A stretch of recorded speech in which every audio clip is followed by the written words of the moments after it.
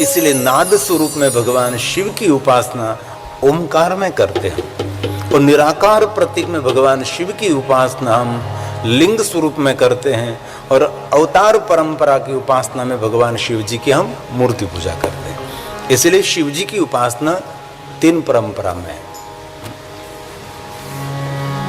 तो हे महात्माओं, आप सभी जानते हैं ना, लिंग प्राधान्यता स्थाप्यम तो बैरम,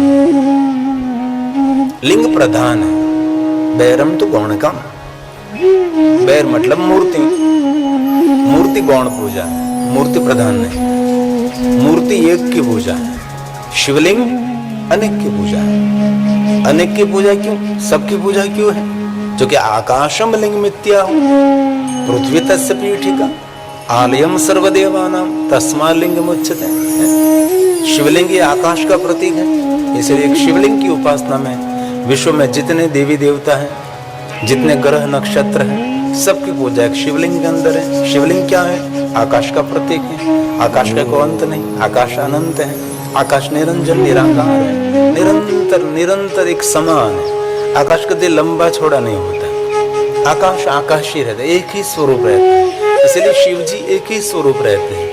कल हमने देखा था शिव तत्व को किसको कहते हैं? न लंबा, न छोटा, न छोटा, न मोटा, न रक्त वर्ण, न पीत वर्ण, न श्वेत वर्ण, जिनका शब्दों के द्वारा उसका विस्तार हो ही नहीं सकता, जिसे आकाश का कोई वर्णन नहीं कर सकते, बस आकाश है, अनंत है। तो आकाश के प्रतीक स्वरूप हम शिवलिंग की उपासना करते हैं। और हमारे सबके लिए आकाश को कौन कौन धारण करते? पृथ्वी हमारे लिए, इसलिए पृथ्वी हमारी माँ, हम सब पृथ्वी पर विचरण करते हैं। इसलिए पृथ्वी के प्रतीक स्वरूप हम पीठ की पूजा करते हैं, आद्य शक्ति जगदम्बा के स्वरूप में, माता भवानी के रूप में। और आकाश हमारा पिता है, धरती हमारी माँ है, इसलिए शिवलिंग हमारे पिता का प्रतीक है और पीठ हमारी माता का प्रतीक है। इसलिए जगत पीतरो वंदे पार्वती परमेश्वरो, जगत मातु पीतु शंभु भवानी। हमारे मूल माता पिता की उपासना शिवलिंग और पीठ है, इसलिए सबको उनकी उपासना करना चाहिए। इसलिए विश्व के सभी देवता, कोई भी देवी देवताओं की परंपरा आप देखो, सभी शिवलिंग के उपासक हैं। शिवलिंग की पूजा है प्रधान है, मूर्ति पूजा प्रधान नहीं कहे। मूर्ति हमारे मनुष्य की कल्पना है, ये अवतार परंपरा है।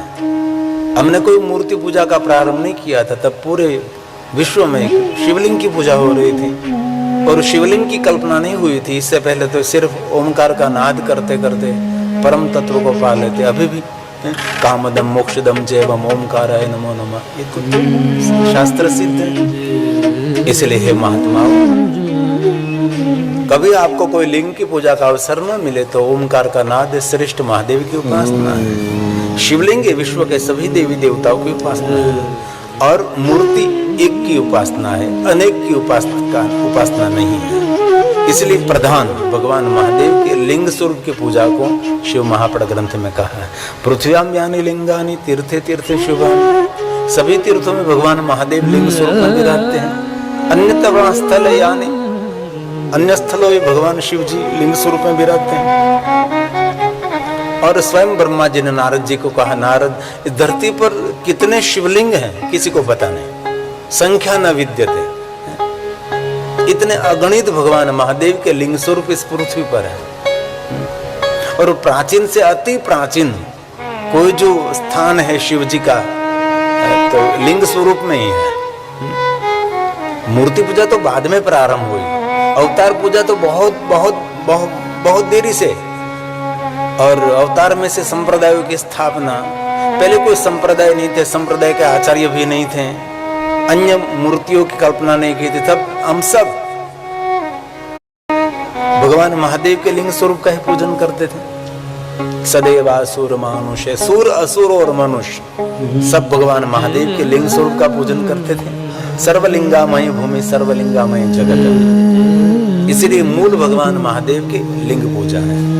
इसलिए धरती पर इतने भगवान महादेव के लिंग स्वरूप हैं, कोई गिनती नहीं कर सकता। हम कहते हैं कि 12 ज्योतिर्लिंग, लेकिन शिव महापुराण ग्रंथ अंतर्गत कोटि रुद्र संहिता में तो कहा है अनंत कोटि ज्योतिर्लिंग है, 100 करोड़ ज्योतिर्लिंग की महिमा। कल भी मैंने कहा था अष्टलिंग, अष्टमूर्ति स्वरूप, पंचलिंग, पंचलिंग स्वरूप, जो पंचभूतों से बना हुआ शरीर, ऐसे पंचलिंगों की महिमा, जो अष्टलिंग है, जो अष्टमूर्तियों का हमने वर्णन किया था, अष्टलिंग, ये सब इस दक्षिण भारत में सब कुछ सुरक्षित रहा। और कोई प्रांत में इतना सब कुछ सुरक्षित नहीं रहा ना। उत्तर भारत, मध्य भारत में यहाँ सुरक्षित रहा। यहाँ द्रविड़ प्रजा भी इतनी महादेव के प्रति आस्था रखती थी और इतनी संगठित प्रजा थी, और द्रविड़ प्रजा ने बहुत रक्षा की। इतने बड़े बड़े मंदिर नहीं टूटे, इसका कोई न कोई इतिहास, कभी कभी इतिहास पढ़ना चाहिए। इसलिए 12 ज्योतिर्लिंग की प्रधानता अवश्य है।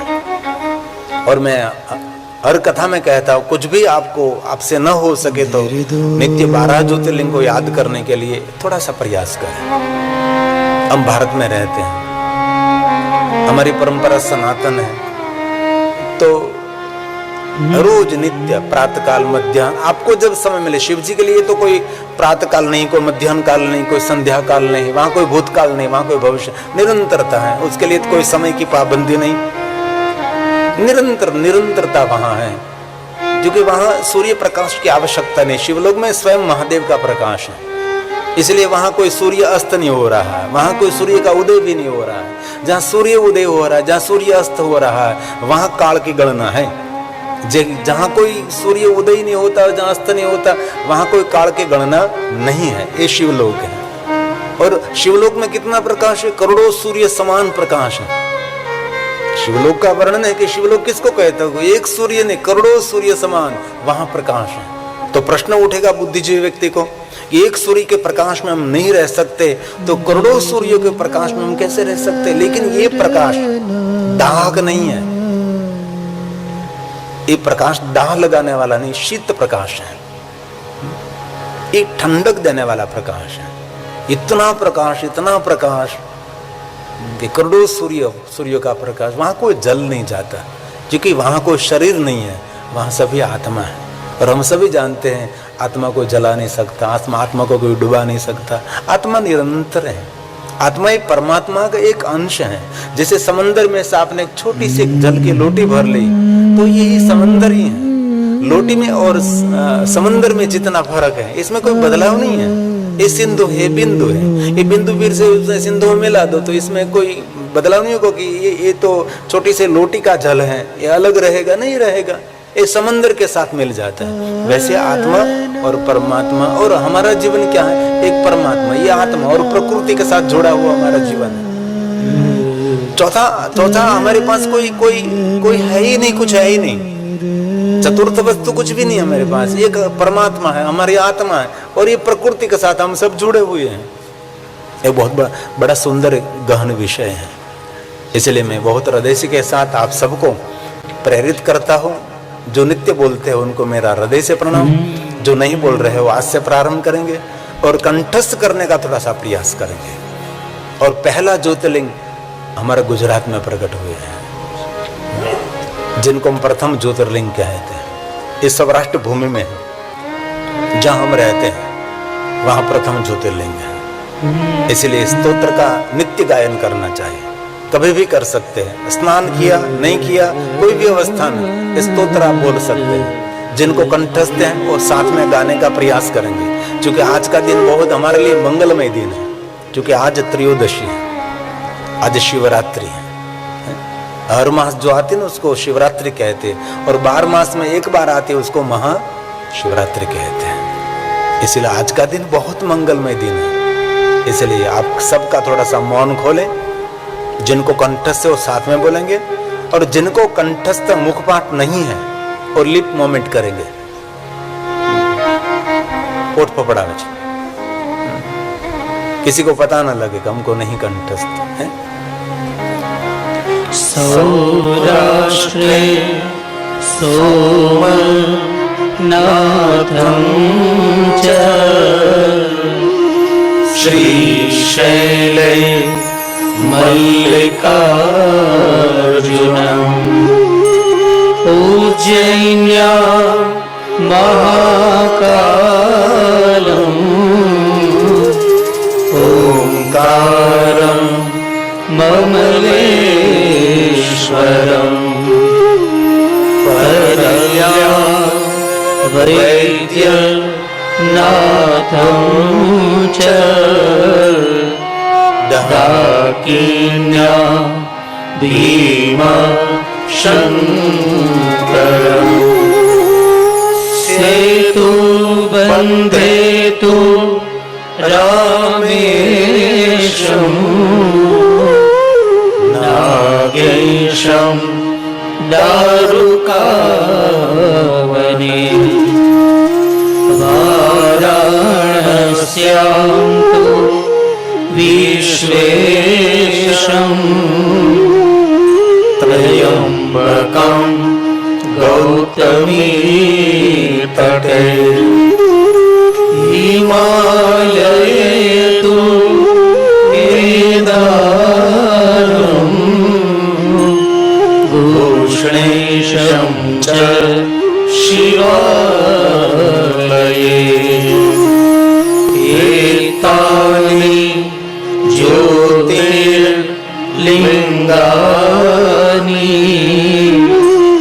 सायं प्रातः पठेम सप्त जन्म कृतं पापं स्मरणेन विनश्यति स्मरणेन विनश्यति। जो कोई मनुष्य 12 ज्योतिर्लिंग को याद करते हैं, ये मनुष्य 7 जन्मों के पाप में से मुक्त हो जाता है। कितनी सरल बात है। इसलिए नित्य 12 ज्योतिर्लिंग स्तोत्र का पाठ करना चाहिए। ब्रह्मा ने कहा कि नारद, जितने शिवलिंग धरती पर हैं इतने ही शिवलिंग पाताल में भी हैं, इतने शिवलिंग स्वर्ग में भी हैं। सभी लोक में भगवान महादेव जी को रहते हैं। सर्वत्र पूज्यते शंभु सदेवासुर मनुष्य। इसलिए शिव जी की उपासना एक लोक में नहीं, एक जगत में नहीं, महादेव जी की पूजा त्रिजगत च व्याप्ता, तीनों जगत में भगवान शिव जी की उपासना हो रही है। जो कि सुर भी करते, असुर भी करते और मनुष्य भी भगवान महादेव का पूजन करते हैं। इसलिए अगणित भगवान महादेव के लिंग स्वरूप है। भारत की कोई नदी ऐसी नहीं जिस नदी के तट पर भगवान महादेव का शिवलिंग नहीं है। और ये शिव महापुराण ग्रंथ में श्लोकात्मक कहा, जिन नदी के तट पर कहीं भी शिवलिंग नहीं है, इस नदी का पानी कभी पूजा में तो नहीं लेना चाहिए, लेकिन ये जल कभी पीना भी नहीं चाहिए। इसलिए हमारे भारत की जितनी नदियां हैं, सभी नदी के तट पर कहीं न कहीं महादेव जी भी रहते हैं। और शिव जी कहाँ भी रहते हैं? जहाँ जल है वहाँ महादेव भी रहते हैं। और शिवलिंग की प्रतिष्ठा वहाँ ही की जाती है। भूगर्भ में जल होना चाहिए। यह बहुत बड़ा एक विज्ञान है। और शिवालय कोई मंदिर नहीं है, शिवालय एक यंत्र है, शिवालय एक मंत्र भी है। शिवालय का निर्माण कैसे करना चाहिए वो भी बहुत बड़ा एक विज्ञान है।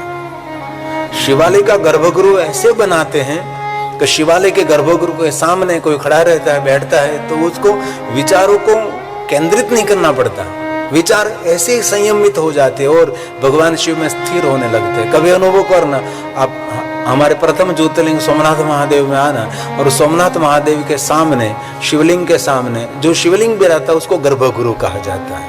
और गर्भगृह में ज्यादातर सबको प्रवेश नहीं देना चाहिए, उसका बहुत बड़ा विज्ञान है। गर्भगृह ये सबसे बड़ा ध्यान के अंदर है। इसलिए गर्भगृह के सामने आप खड़े रहो, आप एक भी विचार, सांसारिक व्यवहारिक कोई भी विचार आप नहीं कर सकेंगे। संपूर्ण आपके माइंड का कंट्रोल एक गर्भगृह कर लेता है। ये बहुत बड़ा विज्ञान है। लेकिन सही अर्थ में शिवालय होना चाहिए। हमारा जो सोमनाथ महादेव का शिवालय, शिवालय का नाम है कैलाश मेरु शिखर प्रसाद कैलाश मेरु शिखर शिवालय, ये शिवालय का नाम है। ये सबसे बड़ा सुंदर शिवालय है। जे शिवालय कैसे हो, चूंकि साउथ की एक परंपरा, मंदिर की शैली एक अलग है और मध्य गुजरात और उत्तर भारत की एक शैली अलग है। अब मंत्र बोलने के मंत्र उच्चारण की सबकी शैली अलग अलग रहती है, क्योंकि सबकी मातृभाषा अलग अलग है, तो ये मंत्रों का टोन स्वर भी अलग रहता है। लेकिन मैं गौरव से कहता हूँ कि शिव धर्म की, शिव परंपरा की मूल परंपरा जो कहीं देखने को आपको जाए तो ये दक्षिण भारत में, साउथ में। उत्तर भारत में इतना सब कुछ डिस्टर्ब हुआ है, मध्य भारत में भी बहुत कुछ डिस्टर्ब हो गया, क्योंकि 700 साल कोई कम नहीं है ना, 10 पीढ़ी बीत जाती है 700 साल में। सनातन धर्म को दबाया गया था, बहुत कुछ इतिहास का भी पढ़ना चाहिए। इसलिए शिव जी की पूजा एक लोक में नहीं, एक जगत में नहीं, भगवान शिव की पूजा त्रिजगच्च शंभुना व्याप्तं सदेव सुरमानुषं अनुग्रहाय लोकानां लिंगरूपेण सतर्मः लिंगरूपेण सतर्मः। जहाँ जहाँ महादेव जी प्रकट हुए वहाँ महादेव जी लिंग स्वरूप में प्रकट रहे। ब्रह्मा जी ने उपासना की तो ब्रह्मा जी को दर्शन दिया, तो वहाँ लिंग रूपेण ब्रह्मेश्वर महादेव। श्री हरि ने महादेव की उपासना की तो वहाँ हरीश्वर महादेव के रूप में प्रकट रहे। कुबेर ने उपासना की तो कुबेरेश्वर महादेव, वरुण ने उपासना की तो वरुणेश्वर महादेव, सूर्यनारायण ने उपासना की तो सूर्येश्वर महादेव। अनेक अनेक शिवलिंगों की कथा है। शिव महाप्रकरण ग्रंथ में सब कुछ नहीं है, लेकिन स्कंद पुराण में बहुत कुछ है। हमारे 18 पुराण में महादेव की भरपूर महिमा है। एक भी पुराण ऐसा नहीं जिनमें महादेव की महिमा नहीं, क्योंकि शिव मूल है। लेकिन आज बहुत लोग मूल को भूल गए। कोई वृक्ष को जीवित रखना है, वृक्ष के पास से आप फूल और फल लेना चाहते हैं तो मूल का जतन करना पड़ता है। मूल का आपने जतन नहीं किया तो वृक्ष की सुरक्षा नहीं है। कोई वृक्ष को जीवित रखना क्या करते तो मूल में खाद, मूल में जल, मूल का ही जतन करते हैं। मूल का जतन कर लिया तो आप डाली का जतन हो जाएगा, सब कुछ सुरक्षित हो जाएगा। इसलिए शिव हमारा सबका मूल है। इसलिए शिव महापट ग्रंथ में कहा कोई भी देवी देवताओं की उपासना आप करो, लेकिन शिव मूल है। मूल का जतन करना चाहिए, मूल का स्मरण करना चाहिए। ब्रह्मा ने स्वयं ने श्लोक गाया है, नारद जी को कहा, नारद जी जैसे वृक्ष के मूल में जल का सिंचन करते हैं तो सभी डाली सुरक्षित रहती हैं, सभी पर्ण सुरक्षित रहते हैं, पुष्प सुरक्षित रहते हैं और फल भी सुरक्षित रहते हैं। लेकिन ये वृक्ष के मूल का सिंचन नहीं करते तो वृक्ष सुरक्षित नहीं रहता। इसीलिए जीवन को सुरक्षित रखना है तो शिव हमारा मूल है, शिव हमारा सबका आधार है। इसलिए श्लोक स्वयं ब्रह्मा जी गाते हैं, शाखाः पुष्यन्ति वृक्षस्य वृक्षमूलस्य सेचना वैसे ही तद्वदस्य वपुर्विश्व पुष्यन्ते च शिवार्चना पुष्यन्ते च शिवार्चना। इसलिए शिव हमारा सबका मूल है। हमारा सबका उद्गम स्थान कौन है? शिव है। हमारा सबका जन्म स्थान कौन है? शिव है। ये माता पिता भाई बंधु सब तो हमारे ऋणानुबंधन है ना। इसके साथ कुछ हमारा ऋणानुबंधन है, कुछ लेन देन बाकी है, इसीलिए हम सब मिले।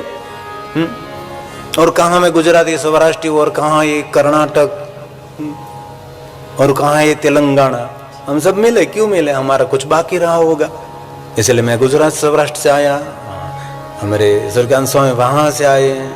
मेरी मातृभाषा गुजराती, उनकी मातृभाषा कर्नाटक की क्या भाषा कहते हैं उसको? नहीं, तेलुगु नहीं, कन्नड़ा भाषा।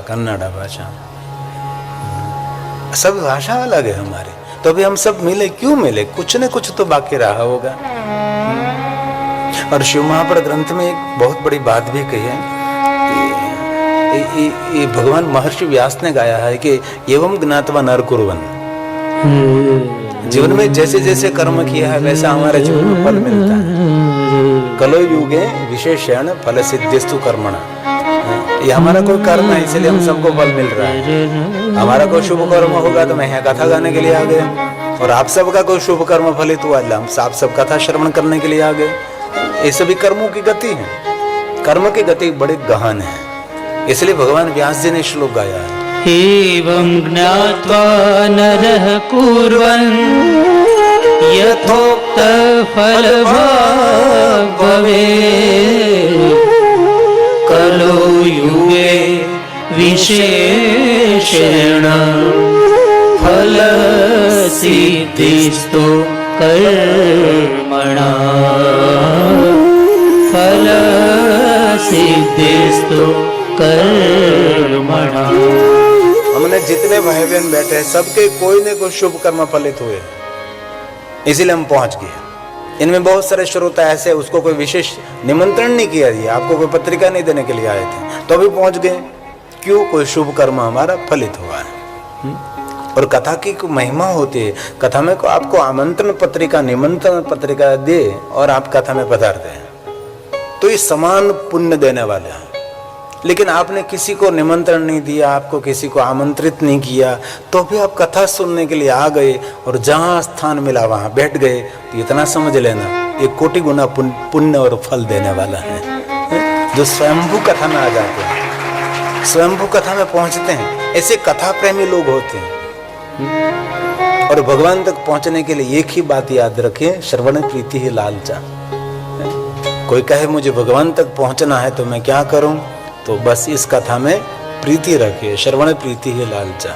लेकिन कथा श्रवण करने में बहुत कम लोगों की प्रीति होती है ना, अन्य स्थानों पर हमारी प्रीति जुड़ी रहती है, निरंतर हमारी प्रीति कार्यरत रहती है, कभी धन में, कभी परिवार में, कभी मान सम्मान, कभी प्रतिष्ठा में, कहीं ना कहीं हमारी प्रीति रहती है। इसलिए हम सब हमारे भी पुण्य की कुछ सराहना करते हैं कि हमने कोई ना कोई तो पुण्य किया है कि हम यहाँ पहुँच गए हैं। और मैंने तो बहुत बार कथा में कभी कभी अपने स्वयं की प्रशंसा करो, मन ही मन, दूसरों के आगे नहीं, मैं बहुत भाग्यवान जीव हूँ, ऐसा स्वयं को कहना चाहिए। दूसरा व्यक्ति आपकी प्रशंसा करे और आप इंतजार करते रहने, आप स्वयं आपकी प्रशंसा करें कि मैं भगवान की भक्त हूँ, मैं भगवान का भक्त हूँ, मैं सत्कर्म कर रहा हूँ, मैं पुण्य कर्म कर रहा हूँ, भगवान तूने कितनी बड़ी कृपा मेरे पर की कि मेरी बुद्धि को आपने कितनी दीक्षित कर दी कि मैं भगवान आपकी कथा श्रवण करने के लिए पहुंच गया और कथा सुनने के लिए मैं पहुंच गई। ये भगवान ने बुद्धि दीक्षित हम सबको की है, इसलिए भगवान का धन्यवाद और भगवान का आभार व्यक्त करना चाहिए। इसलिए ब्रह्मा जी ने कहा, नारद, मूल भगवान महादेव की निराकार उपासना ये मूल परंपरा है। इसलिए विश्व में सभी देवी देवताओं ने भगवान महादेव के लिंग स्वरूपों की स्थापना करी। इसलिए कोई हमारा भारत का नगर, कोई महानगर, कोई नगर ऐसा नहीं कि जहां महादेव जी नहीं है। सभी नगर में, छोटा सा कोई गांव है तो वहां शिव जी हो, महादेव मिलेंगे आपको। और महादेव ऐसे देव 24 घंटे शिव जी जागरूक रहते हैं। सभी देवता तो कपाट बंद हो जाते हैं, ये पर्दा भी बंद हो जाता है, लेकिन शिव जी निरंतर 24 घंटे। कभी भगवान शिव जी के शिवालय में कभी पट नहीं होता, कभी पर्दा नहीं होते, कभी द्वार भी बंद नहीं होता, 24 घंटे। कभी भी कोई भी व्यक्ति भगवान महादेव को मिलने के लिए जा सकता है। और एक बात मैं निरंतर कहता हूँ कि जो कोई शिवालय जाकर भगवान महादेव का दर्शन करते हैं, शिव महापुराण ग्रंथ में कहा, कोई व्यक्ति शिवालय पहुंचता है तो उनको विश्व के सभी तीर्थ हैं, सभी तीर्थों की यात्रा शिवालय जाकर भगवान महादेव के दर्शन मात्र से यात्रा का फल मिलता है। और जो कोई मनुष्य भगवान महादेव के निराकार प्रत्येक शिवलिंग का पूजन करते हैं, इन व्यक्ति को विश्व में जितने देवी देवता हैं, जितने ग्रह नक्षत्र हैं, हमारे जितने पितृ पूर्वज हैं, सबकी पूजा का फल एक भगवान महादेव के निराकार लिंग स्वरूप का पूजन करने मात्र से मिलता है। इसलिए मानव जात को अपने जीवन को धन्य बनाने के लिए शिवलिंग पूजा को प्रधान मानना चाहिए। पूजिताभ्याम पितृभ्याम परमानंद, वही परमानंद लाभार्थ शिवलिंग प्रभुज्यते। जीवन का आनंद नहीं, परम आनंद लेने के लिए भगवान महादेव का पूजन करें। और कहीं भी शिवालय आसपास है तो कभी जीवन में से समय निकालकर शिवालय जाकर भगवान शिव का दर्शन करें। एक बात दूसरी, शिव की पूजा का जो फल मिलता है वही शिव दर्शन से मिलता है।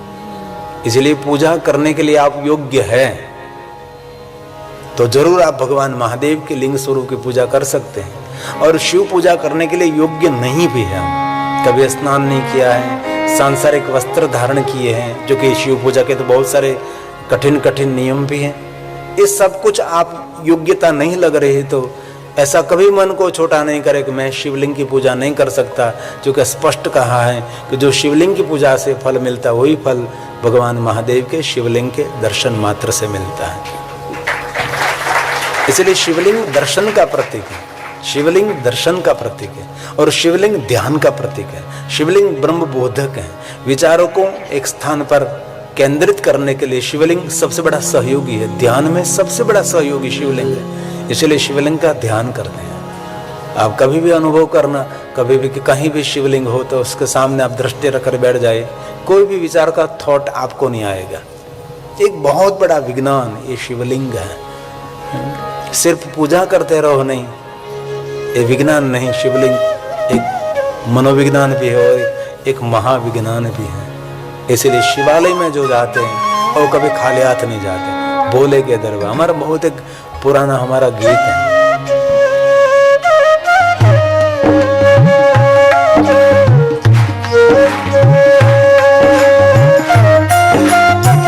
बहुत समय से नहीं गाया।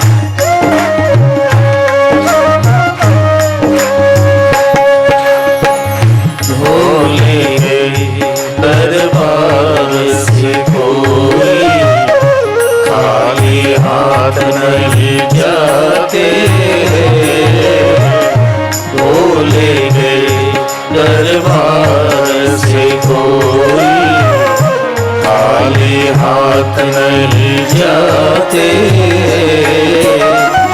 जितना जिसने कर्म किया है इतना उसको देते हैं, बोले दरबार से कोई खाली हाथ नहीं जाते हैं, बोले दरबार से कोई।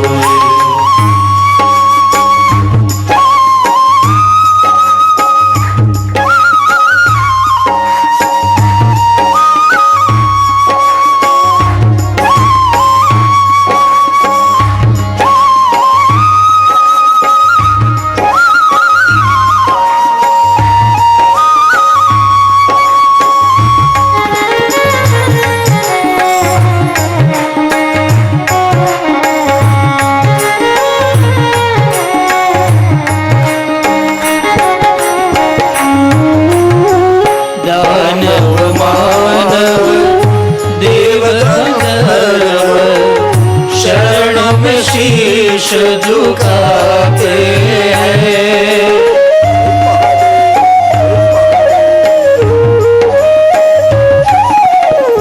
दानव मानव देव गंधर्व शरणों में शीश झुकाते हैं। शिव शरण में जाके सब कुछ मनवांछित फल पाते हैं, बोले दरबार से कोई खाली हाथ नहीं जाते, बोले दरबार से कोई।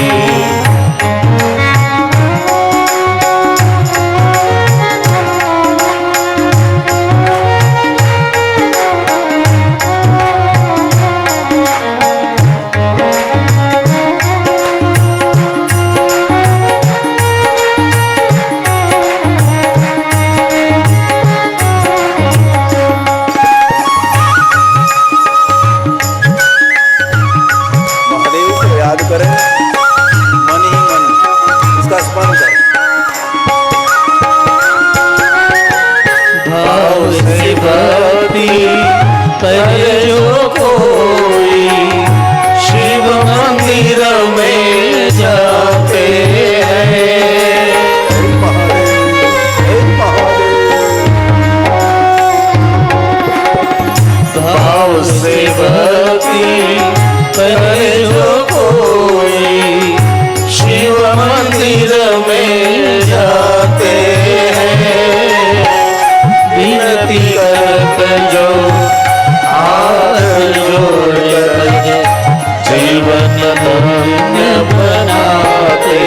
हैं, बोले के दरबार से कोई खाली हाथ जाते हैं, बोले के दरबार से कोई।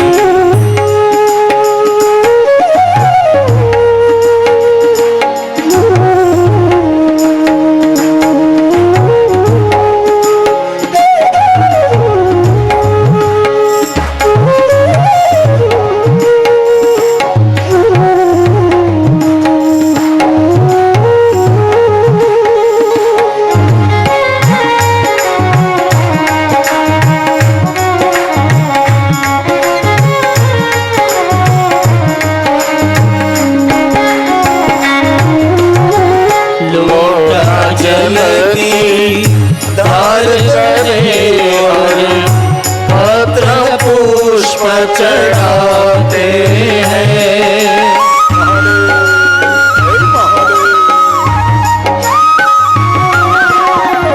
लोटा जल की धार करे और पत्र पुष्प चढ़ाते हैं, सुख देने और दुख नचावे आयुष और बढ़ाते हैं, बोले के दरबार से कोई खाली हाथ नहीं जाते हैं, बोले के दरबार से कोई।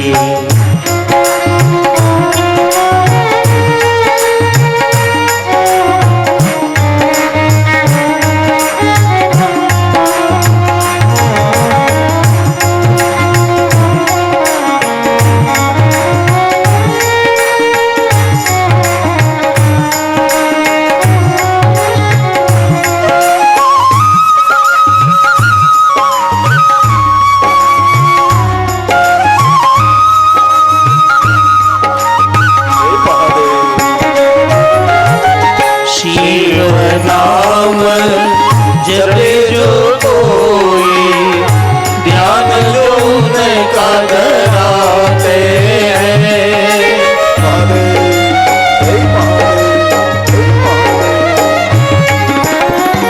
शिव नाम जपे जो कोई ध्यान जो उनका धराते हैं, भाव से भजन करे भोला का बेड़ा पार हो जाते हैं, बोले गई दरबार से कोई खाली हाथ नहीं जाते हैं, बोले गई दरबार से कोई।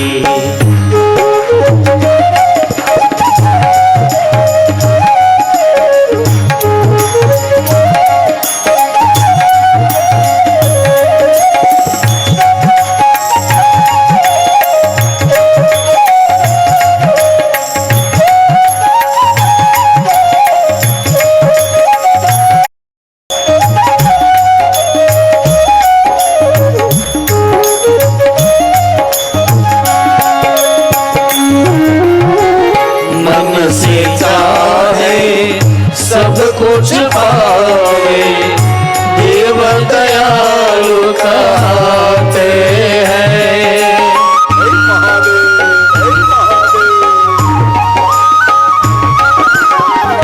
मन से चाहे सब कुछ पावे देव दयालु कहते हैं, मगन गिरी तो हाथ जोड़े शरण में शीश झुकाते हैं, बोले के दरबार से कोई खाली हाथ नहीं जाते,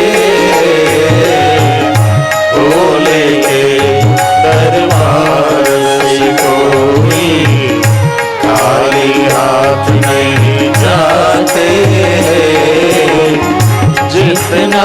जिसने कर्म किया है इतना उसको देते,